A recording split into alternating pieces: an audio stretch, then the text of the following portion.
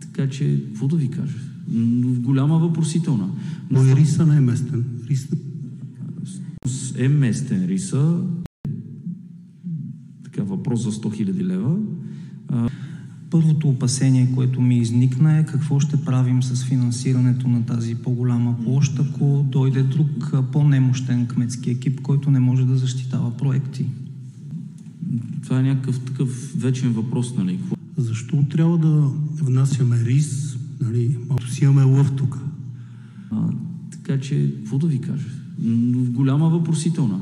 Концепция е предназначена за това да кандидатства. Той риса не е местен. Всъщност е местен риса. Аз лично съм виждал рис на Логодаж. Така че ви уверявам, че е местен.